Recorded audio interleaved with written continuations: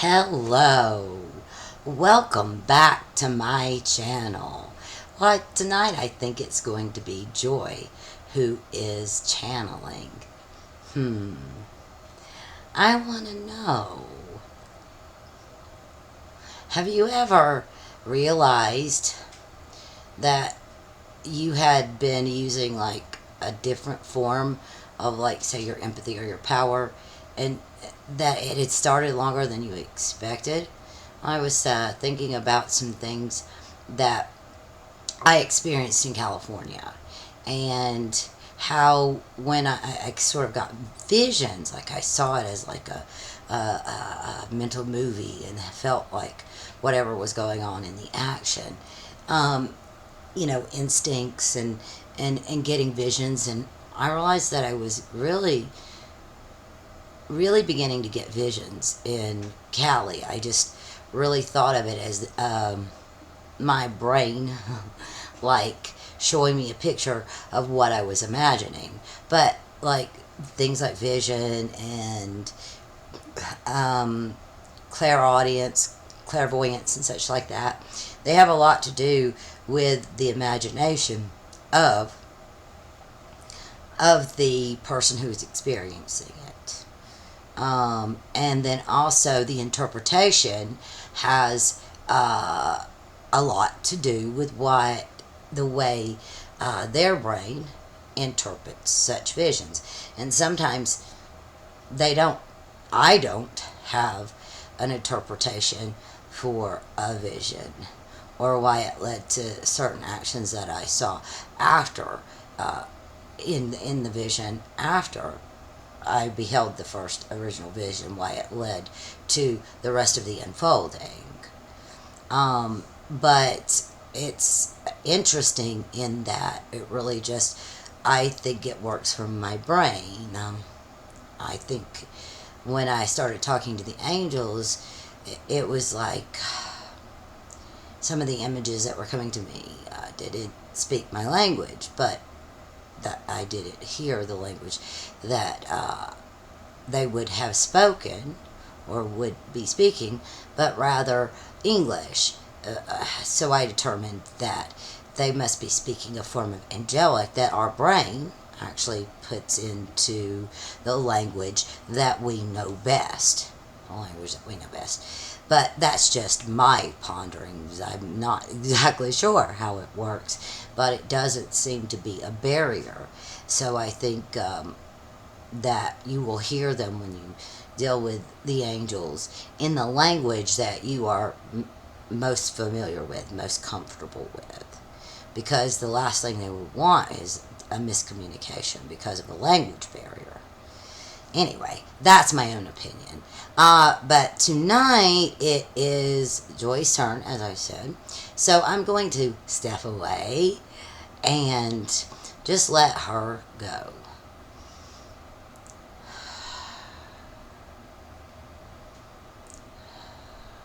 Huh. So we were listening to music before, feeling out what the universe might want to say. Now, what I want you to do is breathe gently, like try to get into a meditative state. And we are going to talk to you about the crown. Imagine breathing deeply, fully, feeling yourself. Feel the energy. Angela's so excited about it. It's exciting energy. Like something is on the cusp of something, full of awe, because it's the unknown. Now breathe deeply, fully, and imagine that you have an angelic team, and they have a crown, and it's your crown. Not their crown, it's your crown, but they're holding it for you. They're holding it for you until you connect with your divine self, so that you can take that crown. You cannot have the crown or wear the crown until you're fully aligned with your divine self, because it's your divine self's crown. So imagine your angelic team is holding on to that crown for you until you can align and take that crown. And that crown is your co-creative efforts with your divine self. It can't be done alone. And the divine being that is you on the inside, your divine angel, can't do it without you, or they would not have created this body for you to exist in. It's that simple. They would not have created this body for you to exist in, to do this thing, if they were intending for you not to reap the rewards of being the angel in a human body. So we were listening to some music. And think of your angel team as your ride or die. They're not going to leave you. You are part of their job, if you will, part of their story. You are part of their project, however you like to think of it. You could think of them as your soul group. You could think of them as your unit in the heavens. However you choose to think of it, they are your ride or die. They are here for you. And they will do the things that they can do and they're meant to do in your divinely aligned life. Now, if you give your divine angel access, it will take you to higher things than you ever imagined. Higher than you could even picture. You will do things that you never thought you would have the courage to do.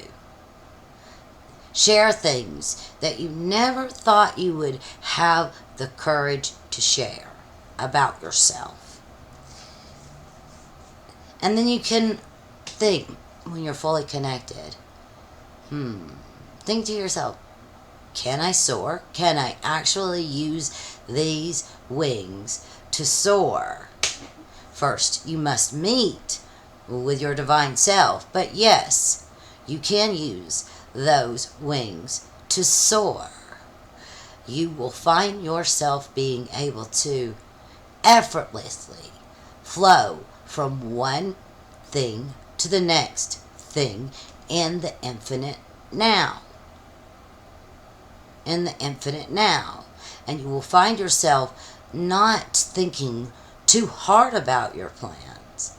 You will find what's a divine yes, and then the universe will bring the beings into your existence, into your 5D existence, that will be there to help you fulfill those plans. Everything you need is in the right now moment. When you get to that right now moment, you will have what it needs to move to the next step. I know it's difficult having that much faith in yourself, because we're not taught as human beings, us angels are not taught as human beings to have faith in ourselves. We are always taught to look to someone else. And yes, it's good to get outside ideas, because you don't know what might resonate with you. So it's good to get outside points of view. But it also has to be run through the filter of self, divine self, to see if it actually resonates with you. And you can't get those answers from anyone else. And we're calling on you to fulfill that contract that you have with yourself, to have fun for this life, to feel out your environment, and then you can fill it out with the things that you create. But first, you must go into your feeling center. You must allow that divine love of self and flow through you, and it will be reflected in how you treat everyone else, because you will see them as also a divine reflection of self, even if you disagree with their points of view. You will still see them as a divine reflection of self. and you will be leaving your judgment of that behind you, because they're just at a different point in their spiritual growth than you are. Not better, not worse, just in a different point in their spiritual evolution, in their meeting with self and self.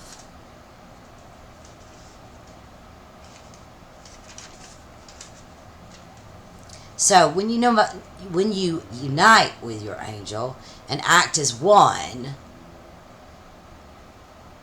you what you do, everything that you do is multiplied by 2. It's multiplied by 2. You two have become one. The divine essence and the human essence have united to become one. Everything you do is multiplied by 2. I would say to the power of 2, but that's my own opinion. But everything you do is multiplied. It's multiplied. It's multiplied. It's not just by that little bit, but can become a huge lot depending on how it's multiplied there in the heavens. And multiplied can be many things. How many people's intention is on it, or how much of your intention is on a given thing. But everything that you do is multiplied by at least 2. You and your divine self. And when you do everything like that, then you find yourself with more choices. More choices on what you want and how you want to accomplish them. More beings more easily coming in to your life without thought, without effort. Let the angels put in the effort. Let us do the work. Let your divine self do the work. And you have the fun. You have the fun that we need you to have. And then you might find yourself needing to sketch out. A lot of people have vision boards. But somehow sketch out what your idea for your life or your angel is, that character of your angel. Do that. It would be great. Give yourself powers that you don't consider as residing on this realm. You want to throw lightning, you want to be able to do that. You want to heal with just a touch. Do that. Give yourself no limits where that's concerned, because we're trying to bring in what has not yet been brought into form. And that takes you creating through your divine self and having fun doing it. The skies are the limits. Literally anything you can imagine can be possible. Because see, when you unite with your divine self, it always enters into an equal partnership. Always. That's why everything you do is multiplied by at least 2. Because it always enters into an equal partnership. So the effort that you put in, it mirrors on the other realms. It mirrors in your heart temple. Every effort you put in, it mirrors. It mirrors that effort. So anyway, this has been fun, and I think that is all for me tonight. Just remember, be happy. No angel wants you to be sad. There's no God that we claim that says that you're supposed to be miserable, that you can't have fun in life, and that you can't love yourself thoroughly. Love yourself thoroughly. Understand what unconditional love for self is. It will resonate outward, and you will bear the fruit of that. You will bear the fruit of that, and it will be seen in your daily life. And the world around you will change. The world around you will change. Well, I am Joy, and I had a good time tonight, and I hope that you are all well, you beautiful angels out there. I'm going to let my sister Angie back in. Bye. Well, that was interesting. That was fun. Yes, they're going to keep telling you that you need to be happy, that you need to love yourself, that you need to have fun.